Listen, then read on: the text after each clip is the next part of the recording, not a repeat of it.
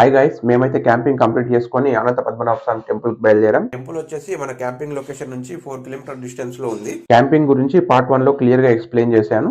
Part 1 చూడని వాళ్ళు ఎవరైనా ఉంటే డిస్క్రిప్షన్ లో లింక్ ఇస్తాను, తప్పకుండా చూడండి. ఈ వీడియోలో వచ్చేసి మనకు అనంత పద్మనాభ స్వామి టెంపుల్ మరియు అనంతగిరి హిల్స్ ట్రెక్కింగ్, అలాగే కోటేపల్లి రిజర్వాయర్ అయితే కవర్ చేయడం జరుగుతుంది. మన ఛానల్ ని ఫస్ట్ టైం చూస్తున్న వాళ్ళు ఎవరైతే ఉన్నారో తప్పకుండా మన ఛానల్ సబ్స్క్రైబ్ చేయండి. అలాగే ఈ వీడియోని లైక్ చేయండి, షేర్ చేయండి. అప్పుడే మాకు కూడా మరిన్ని వీడియోలు చేయడానికి బూస్టింగ్ గా ఉంటుంది. వికారాబాద్ నుంచి స్ట్రైట్ గా వచ్చేస్తే అక్కడ నుంచి ఒక 6 కిలోమీటర్ల డిస్టెన్స్ లో అనంత పద్మనాభ స్వామి టెంపుల్ అయితే ఉంది. మేము టెంపుల్ చూద్దామని వెళ్తుంటే మాకు మిడిల్ లో ఒకటి మెడిసినల్ ప్లాంట్స్ కన్జర్వేషన్ సెంటర్ అని కనిపించింది. సరే చూద్దాం లోపలికి ఏముంటుందా అని చెప్పేసి అయితే వస్తున్నాం. కానీ ఇక్కడ అడవి అయితే చాలా బాగుందండి. దట్టమైన అడవితోన అసలు చాలా వేరే లెవెల్ గా అనిపిస్తుంది.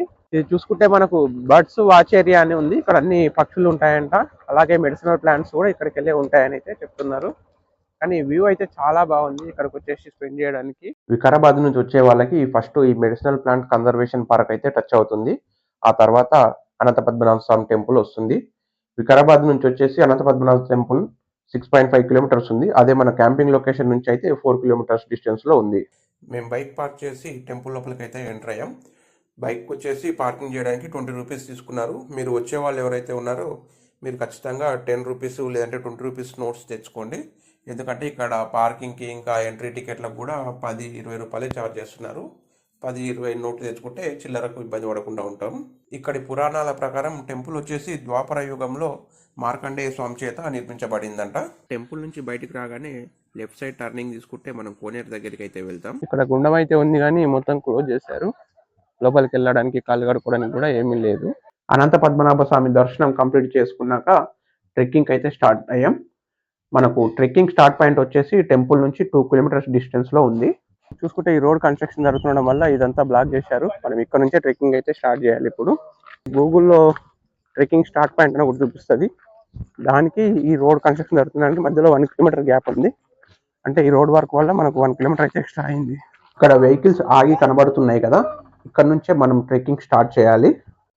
ఇక్కడ చూసుకుంటే కౌంటర్ అయితే ఉంది. పర్ హెడ్ 50 రూపీస్ ఛార్జ్ చేస్తున్నారు. ఇక్కడ టికెట్ తీసుకొని మనం ఇలా స్ట్రైట్ గా వెళ్ళిపోవాలి. స్ట్రైట్ గా ఇక్కడ నుంచి ఇక ట్రెక్కింగ్ స్టార్ట్ చేయడమే. ఇంకా మధ్యాహ్నం అయింది, 12:30 అవుతుంది.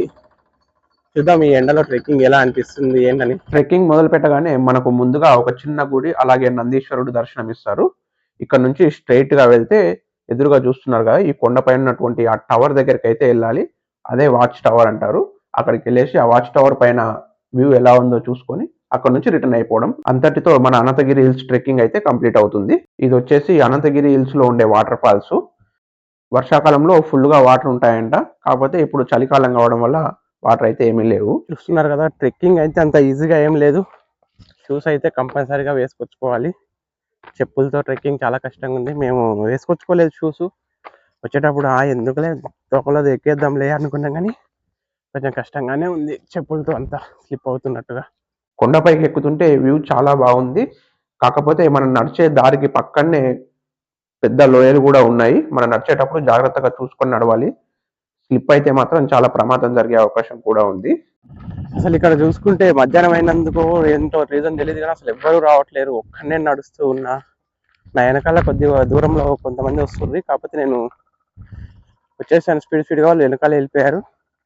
ఇక్కడ ఎవ్వరూ నడవట్లేరు. అసలు నేను వెళ్తున్నది కరెక్టా కాదా అనిపిస్తుంది. గుట్టకు రౌండ్గా నడుస్తూ ఉన్నాం. రౌండ్గా వెళ్తున్నది కరెక్ట్ రూటా కాదా అని డౌట్ వస్తుంది. కాకపోతే కింద చూస్తే మొత్తం కాళ్ళ అచ్చులు కూడా ఉన్నాయి. సో ఇదే కరెక్ట్ వే అనుకొని వెళ్తున్నాను నేనైతే ముందుకి. అలా బాట వెంట నడుస్తూ ఉంటే ఎంత దూరం అయినా బాట అయితే గుట్టకు రౌండ్గా తిరుగుతూనే ఉంది. అందుకే నేనైతే చిరాకు వచ్చేసి ఒక దగ్గర చిన్న రోడ్ లాగా టర్నింగ్ కనబడితే తీసుకున్నా. చూద్దాం, క్రాస్గా ఎక్కేస్తున్నా గుట్టని. మనం ఆ వ్యూ పాయింట్ దగ్గరికి అయితే వెళ్తామా లేదా అనేది చూద్దాం. నేను కూడా చాలా ఎక్సైటెడ్గా ఉన్నాను. కొద్ది లోపల టెన్షన్ కూడా ఉంది. ఫైనల్ వరకు రీచ్ అవుతానా లేకపోతే మడిలో వే మిస్ అవుతానా అని చూద్దాం. పైకి వెళ్ళి చూస్తున్నారు కదా ఎంత అలసిపోయాను. దమ్ వచ్చేసింది మొత్తం. అంటే రోడ్డు కూడా అట్నే ఉంది, చాలా దారుణంగా ఉంది. చిన్న రోడ్, ఏదో జనాలు నడిచే రోడ్డు. వెళ్తామో లేదో తెలియదు వ్యూ పాయింట్కి, కానీ ఎక్కడైతే ఎక్కేస్తున్నా. ఆల్మోస్ట్ 1 అవర్ మొత్తం ఆ బాట వెంట రౌండ్గా నడిచిన. ఎంత దూరం నడిచినా పైకి వెళ్ళట్లేము, రౌండ్గానే తిరుగుతున్నాం. అందుకే నాకు డౌట్ వచ్చింది, అది గుట్ట చుట్టూ రౌండ్ వే ఉన్నట్టుందని. చెప్పాను కదా, నేను అనుకున్నట్టే అయింది. ఆ రౌండ్ వే అనేది గుట్ట చుట్టూ రౌండ్గా ఇట్లా తిరుగుతానికి ఉన్నట్టుంది. కానిస్టేబుల్ వచ్చేసి నేను క్రాస్లో వచ్చి నడుస్తూ ఉంటే వచ్చేసాడు. మీరు ఎవరు పైకి వచ్చారు, ఎందుకు వచ్చారు, మీకు ఎవరు పర్మిషన్ ఇచ్చారని. లేదు ఇట్లా రూట్ మిస్ అయినాం, ఎటు తెలియక ఇట్లా టర్నింగ్ ఉంటే వచ్చేసామని చెప్తే ఆయన ఉండి చెప్పాడు, అట్లా రాకూడదు, ఫైన్ వేస్తారు అట్లా వస్తే అని చెప్పిండు. చెప్పి అడిగిన వాచ్ టవర్కి ఎలా వెళ్ళాలి, మరి మధ్యాహ్నం అయింది కదా, ముందు ఎవరు లేరు, వెనకాల ఎవరు లేరు, ఒక్కడనే, అసలు వే తెలియట్లేదు, నడిచి అంటారు కలిసిపోయి ఇట్లా వచ్చేసానంటే ఆయన వచ్చేసి అన్నాడు, ఈ దారి గుండా వెళ్ళండి, ఈ దారి గుండా వెళ్తే డైరెక్ట్ వాచ్ టవర్ దగ్గరికి వెళ్తామన్నాడు. చూస్తున్నారు కదా, ఫుల్గా అయితే అలసిపోయి ఉన్నాను. వాటర్ బాటిల్ ఉన్నాయి కూడా సరిపోయింది, లేకపోతే చాలా కష్టమయ్యేది అడవిలో.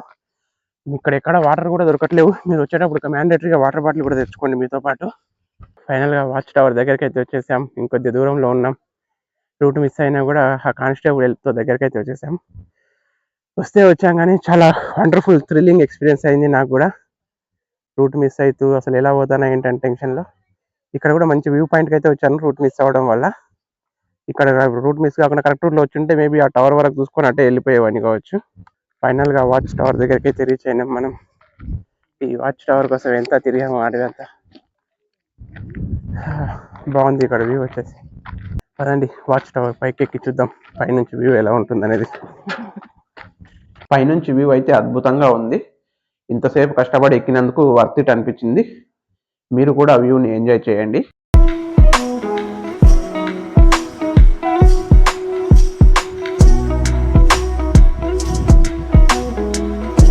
ఇక్కడ పైన తినడానికి ఫుడ్ స్టాల్స్ లాంటివి ఏమీ లేవు, వాటర్ కూడా లేవు.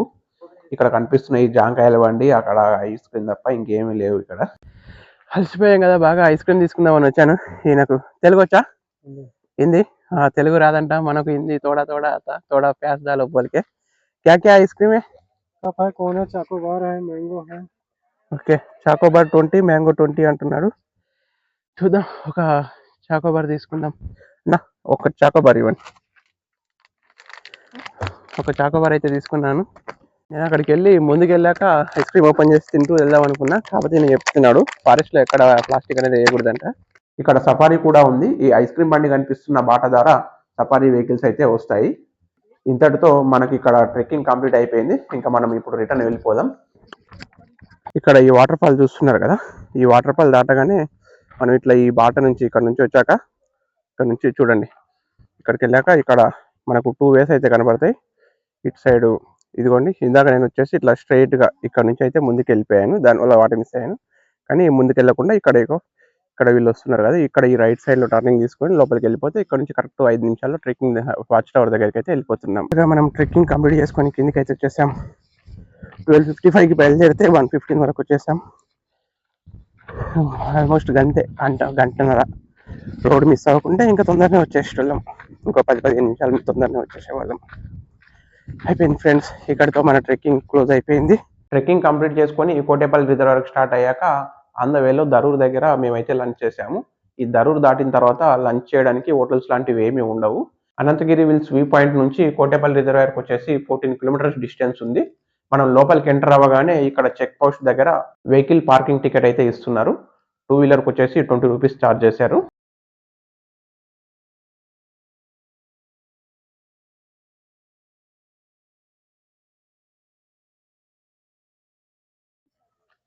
ఫైనల్గా మేమైతే కోటేపల్లికి అయితే వచ్చేసాం. లోపలికి వచ్చాక ఫుడ్ స్టాల్స్ అయితే ఉన్నాయి. ఇక్కడ మ్యాగీ ఇంకా మురు మిక్చర్ కూడా చేస్తున్నారు.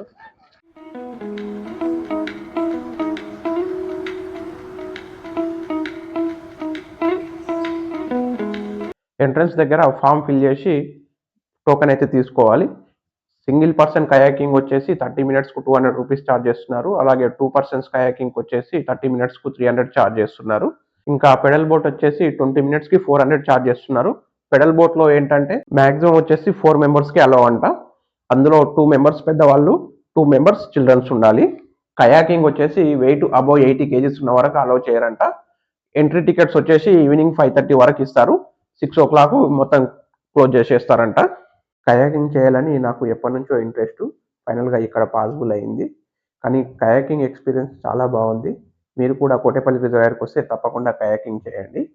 హైదరాబాద్‌కు దగ్గరగా ఉండడం, అందులోనూ వీకెండ్ కావడం వల్ల చాలామంది ఇక్కడ ఫ్యామిలీతో వచ్చేసి టైమ్ స్పెండ్ చేస్తున్నారు. మీరు కూడా వీకెండ్ టైమ్‌లో ఎక్కడికెళ్ళాలా అని ఆలోచిస్తే నేను మాత్రం Vikarabad is the best place అని చెప్తాను. ఎందుకంటే చాలా తక్కువ డిస్టెన్స్‌లో ఉంది. అందులోనూ బడ్జెట్ కూడా చాలా తక్కువ.